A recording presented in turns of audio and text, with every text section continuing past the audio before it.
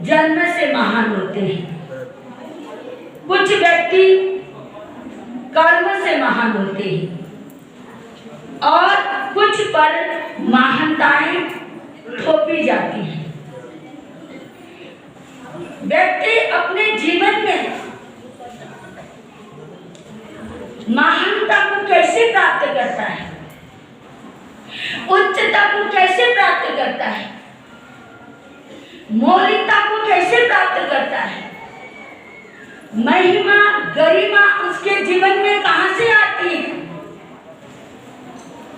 व्यक्ति के उदात्त कर्मों के माध्यम से उसके जीवन में जो गरिमा आती है, जो महिमा आती है, जो दिव्यता आती है, जो भव्यता आती है, वो जन्म से नहीं कर्म से आती है। उच्चतम शिखरों को कौन प्राप्त कर सकता है?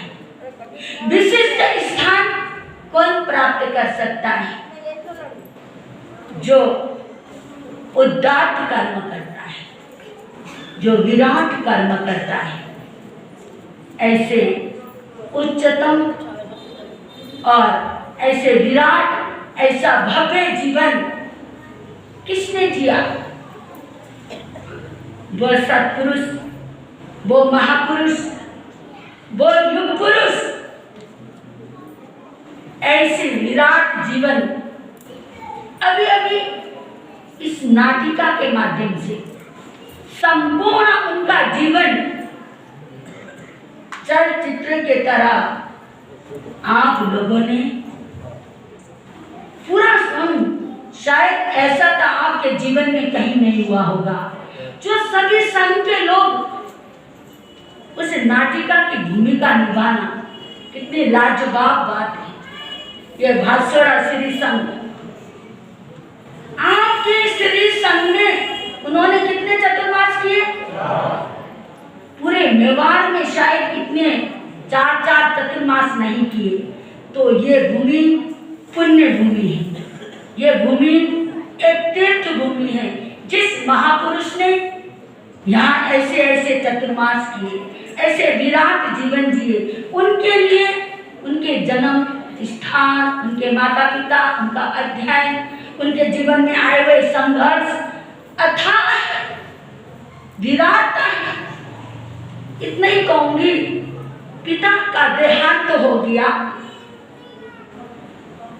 माँ के मांग की सिंदूर पूछी गई, हाथ की चूड़ियां टूट रही है, बच्चा सामने से देख रहा है, पिता को जमीन पर लिटाया जा रहा है। पूछा क्या हो गया मेरे पिताजी को? जमीन पर क्यों लिटाया है? पहले तो ये खाट में सोया करते थे, पलंग पर सोया करते थे, आज मेरे पिताजी जमीन पर क्यों? 9 साल का बच्चा प्रश्न करता है, अड़ोसी पड़ोसी कह रहे हैं तेरे पिताजी चले गए और वापस नहीं आएंगे। उसका चिंतन बढ़ गया। जैसे बुद्ध ने किसको देखा था? बुद्ध ने जाते हुए किसको देखा था?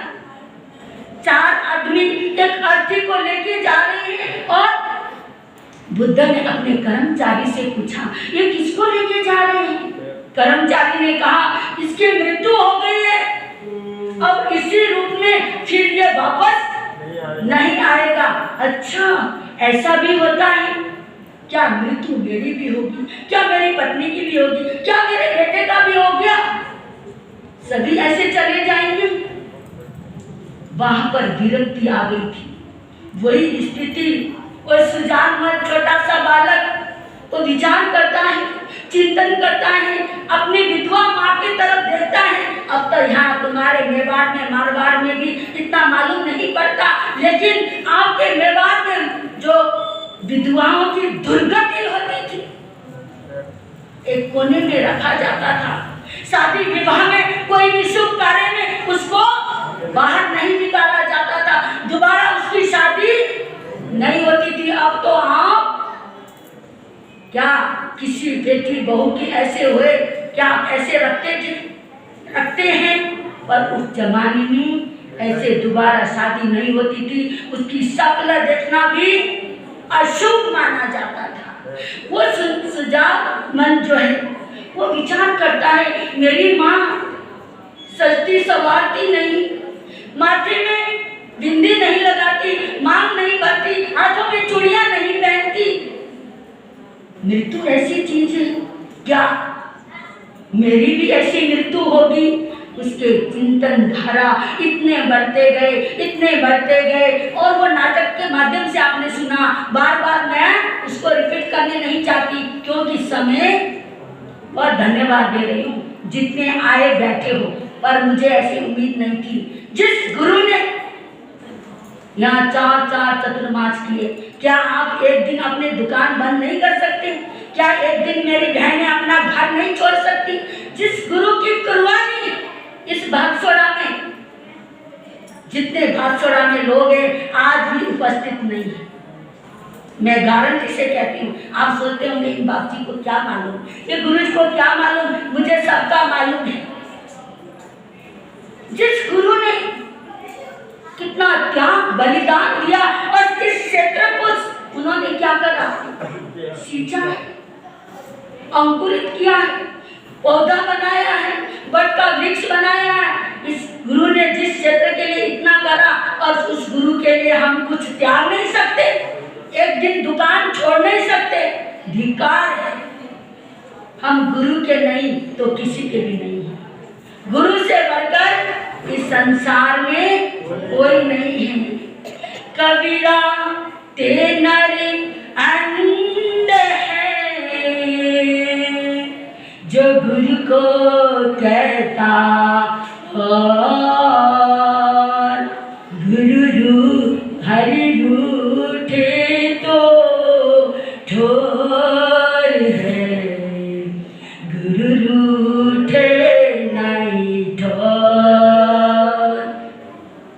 गुरु से बढ़कर कबीर कह रहे हैं इस संसार में गुरु से बढ़कर कोई नहीं है। यदि तुम गुरु को भी स्थान नहीं दोगे, गुरु को नहीं मानोगे, तो भगवान रूठे तो चल जाएगा, लेकिन गुरु रूठे कोई तुम्हें पूछने वाला नहीं है। ऊपर वाला भी तभी पूछेगा तुम गुरु का सम्मान करोगे, गुरु की पूजा करोगे, गुरु का सत्कार करोगे। तो आज ऐसे गुरु की क्या है, पुण्य समृद्धि दिवस। आज के दिन गुरुदेव हमें छोड़ के चले गए थे, उनके बारे में मैं क्या कहूँ। इस भागसोड़ा में पहुंचाने वाले भी वही गुरु हैं हमें। उनके देवलोक के कुछ दिन पहले, ऐसे 10-12 दिन पहले, आपको भी याद होगा, गुरुदेव कहाँ थे? मुंबई में भाईंदर में थे। तो वहां पर गुरुजी विराजमान थे। साता पूछा मैंने, हम भी मुंबई में ही थे। तो गुरुदेव कहने लगे कीमत खमामना, पर्यूषण जा चुके थे, कीमत खमामना मासती जी। मैंने कहा गुरुदेव गलतियां तो बच्चों से होती है, बड़ों से नहीं, कीमत कमाना हमको करनी है। अरे भरोसा नहीं है जीवन का, इसलिए बड़ों को भी करना चाहिए। उन्होंने कहा आपका चतुर्मास कहीं आई विनती कहीं खुला? मैंने कहा गुरुदेव 2 जगह से पुणे से विनती आई हुई है, अभी हमने कुछ सोचा नहीं। नहीं, आपको पुणे नहीं जाना, आपको मेवाड़ जाना है। कुछ दिन के बाद गुरुदेव चले गए, तभी तक हमारे मन में नहीं था मेवाड़ में आने का। जब वो चले गए तो मन में आया, गुरुदेव ने कहा था कि तुमको मेवाड़ जाना है, मेवाड़ को संभालना है। कितना प्रेम करते थे वो मेवाड़ से, सबसे ज्यादा प्रेम वो मेवाड़ से करते थे। पर मेवाड़ वालों आप उनको भूलना मत।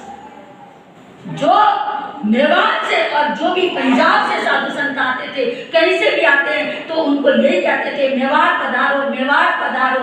आचार्य भगवान को भी उन्होंने बार बार कहा आप मेवाड़ पधारो। तो मेवाड़ से उनका बहुत लगाव था। हमें भी यहाँ भेजने वाले, हमारा मन बन गया। वो चले गए, वो तो चले गए दुनिया से। फिर मन में आया ऐसे सत्पुरुष, ऐसे महापुरुष, ऐसे युग पुरुष ने बोला है भले ही वो यहाँ नहीं है, वो देवलोक में है, स्वर्ग में है, पर मुझे कहाँ जाना है? मेवाड़ जाना है। तो हमने भी मन बनाया। ऐसे गुरु आज वो यहाँ होते, हमारा कितना ध्यान रखते। जब से हम दक्षिण में आए, उस गुरु ने कितना संभाला। हम उनके बहुत ऋणी हैं, उनको हम कभी भूल नहीं सकते। ऐसा गुरु हमें मिल नहीं सकता। वो खाली मेवाड़ को अनाथ नहीं करा, उन्होंने पूरे सरमन सब को अनाथ कर दिया। ऐसा गुरु हमें कभी मिल नहीं सकते। गुरु है थे, पर सौभाग्य गुरु जैसा हमें कभी गुरु नहीं मिलेगा। जो उन्होंने हमारा ध्यान रखा, जो उनकी आत्मीयता मिली, जो उनका प्रेम मिला, जो उनका वात्सल्य मिला, उसको हम कभी भूल नहीं सकते। गुरु तुम आ नहीं सकते, गुरु तुम आ नहीं सकते, गुरु तुम्हें हम आ नहीं सकते, गुरु जी तुम्हें हम ला नहीं सकते। लाखों पर्यटन करे फिर भी हम आ नहीं सकते। इसी जो उनके देश में वो दोबारा इस धरती में नहीं आएंगे। ऐसे गुरु के बारे में मैं कैसे उनका गुणगान करूं, उनके बारे में क्या बताऊं? मेरे पास ऐसे शब्द नहीं हैं उनके बारे में बोलने के लिए। उनके लिए अंदर कितना भरा हुआ है, उनके लिए मन कितना दुखित है, ये तो हमारा मन जानता है। हम मेवाड़ आए पर हमें अजीब सा लगा, क्योंकि गुरु के बिना तो सब सुना है, गुरु के बिना तो सब कुछ खाली है। ऐसा गुरु हमारे से बिछुड़ गया, हमारे से छूट गया। हमने सोचा नहीं था कि जब उनसे बात हुई, उन्होंने मेवाड़ पधारो बोला, तो उस समय गुरुजी हमें छोड़ के चले जाएंगे, ऐसा सपन में भी नहीं सोचा था। क्योंकि बीमार तो कोई भी हो जाता है, पर वो हमें ऐसे छोड़ के चले जाएंगे, ऐसा हमारे दिलो दिमाग में नहीं था। गुरु तुम बादल नहीं स्वयं आसमान थे, तुम बादल नहीं स्वयं आसमान थे, तुम फूल नहीं तुम स्वयं उद्यान थे। तुम्हारी समता साधना के बारे में क्या कहूँ, तुम्हारी समता साधना के बारे में क्या कहूँ। तुम पुजारी नहीं स्वयं भगवान थे, तुम पुजारी नहीं तुम स्वयं भगवान थे। ऐसे हमारे को भगवान हमें छोड़ के चले गए। समय भी बहुत हो गया, आप लोगों ने बहुत सुना कहने के लिए तो बहुत पूछा। छोटा बच्चा है ना, उससे पूछा जाए कि आकाश कितना ऊंचा है, छोटे बच्चे से, नन्हे बच्चे से पूछा जाए बेटा आकाश कितना ऊंचा है, तो वो हाथ खड़ा करके कहेगा आकाश इतना ऊंचा है। उससे पूछा जाए समुद्र कितना बड़ा है, तो हाथ फैला के कहेगा समुद्र इतना विस्तार है। ऐसे ही ऐसे गुरु के बारे में मैं अपने होठों से, अपनी वाणी से, अपने जबान से बता नहीं सकती। जैसे बच्चा बताता है इतना है, इतना विराट है, इतना विशाल है, इतना ऊंचा है, ऐसे ही मैं भी उनके लिए, उनके जीवन के बारे में यही कहूँगी, उनका जीवन विराट जीवन था। तो अंतिम 2 लाइनें उनके लिए बोल के मैं अपने वक्तव्य को ही विराम दूंगी। शब्द तो शोर है, शब्द तो शोर है, तमाशा है, भावना के सिंधु में बतासा है। शब्द तो शोर है, तमाशा है, भावना के सिंधु में बतासा है। गुरु की महिमा, गुरु की महिमा होठों से क्या कहूँ, मौन ही मन की भाषा है, मौन ही मन की भाषा है। ओम ओम।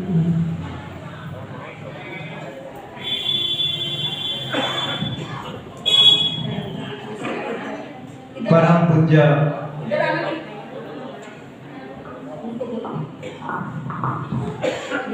जहाँ से आए मुझे बता दूँ, अभिनंदन।